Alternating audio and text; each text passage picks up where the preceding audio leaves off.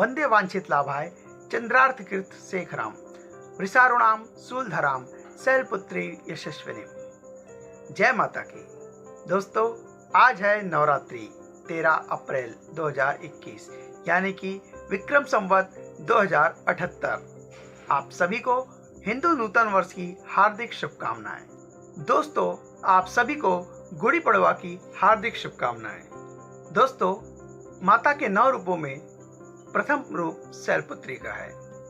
हिमालय राज्य की कन्या के रूप में जन्म लेने की वजह से माता को शैलपुत्री कहा गया है। देवी सती, जो कि दक्ष यज्ञ में स्वयं को अग्नि के हवाले कर ली थी, वही हिमालय राज पर्वत के घर में पार्वती के रूप में जन्म ली और उन्हीं को शैलपुत्री कहा जाता है। दोस्तों, नवरात्रि शक्ति की आराधना का पर्व है।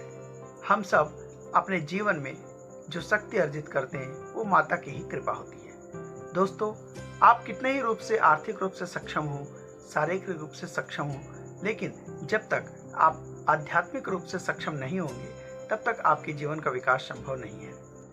नवरात्रि का यह पर्व आध्यात्मिक शक्ति संचित करने का पर्व है और शक्ति के साथ साथ आपको अपनी बुद्धि का विकास करने का भी अवसर है। दोस्तों, दुर्गा सप्तशती आप सभी ने पढ़ी होगी। दुर्गा सप्तशती में जो सबसे पहला अध्याय आता है उसमें वर्णन मिलता है कि जब चारों ओर जल ही जल था और भगवान नारायण शेषनाग की सैया में सो रहे थे, उस वक्त भगवान नारायण के कान से 2 राक्षस उत्पन्न हुए। मैं यहाँ पर आपको ये बताना चाह रहा हूँ कि शक्ति के अलावा बुद्धि का प्रयोग हमें किस तरह सफलता दे जाता है। तो दोस्तों, जब चारों तरफ जल ही जल था तब नारायण के कान से 2 राक्षस मधु और कैटभ उत्पन्न हुए। वे दोनों राक्षस ब्रह्मा जी को मार डालने के लिए उद्धत हुए। इसलिए ब्रह्मा जी भय से आक्रांत होकर भगवान विष्णु की योग निद्रा की आराधना करने लगे। भगवान विष्णु की योग निद्रा की आराधना करने पर जब योग निद्रा भगवान विष्णु के कान, आंख और पूरे शरीर से अलग होकर प्रकट हुई, तब भगवान नारायण जाग गए।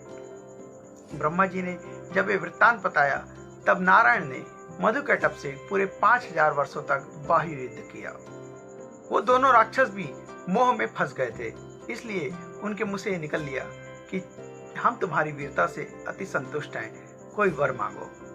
तब नारायण ने उन दोनों राक्षसों से ये कहा कि अगर आप मेरी वीरता से संतुष्ट हैं तो मुझे आपको मार डालने के लिए वर प्रदान करो। वो दोनों राक्षस अपने बातों में फंसकर इधर उधर देखने लगे और जब चारों ओर जल ही जल देखा तो उन्होंने कहा कि जहाँ जल ना हो वहां पर हम दोनों को मारो। तब भगवान नारायण ने अपनी जंघा में दोनों राक्षसों का वध किया। दोस्तों, कई बार शक्ति से ज्यादा बुद्धि की जरूरत होती है जब सफलता अर्जित करनी होती है। दोस्तों, नवरात्रि माता की आराधना का पर्व है। मैं आप सभी को हार्दिक शुभकामनाएं देता हूं और माँ से प्रार्थना करता हूँ कि माँ जगदम्बा शीघ्र ही इस सारे संसार से कोरोना का नाश करे और कोरोना जैसी महामारी का अंत करके हम सभी को एक खुशहाल जीवन प्रदान करे।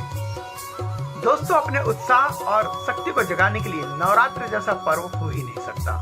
इसलिए मैं आशा करता हूँ कि इस पर्व में, इस 9 दिनों में आप अपनी शक्ति को पुनः जागृत करेंगे और अपनी सफलता के लिए आगे बढ़ेंगे। मैं कल माता का दूसरा रूप लेकर आऊंगा। तब तक के लिए जय हिंद, जय छत्तीसगढ़।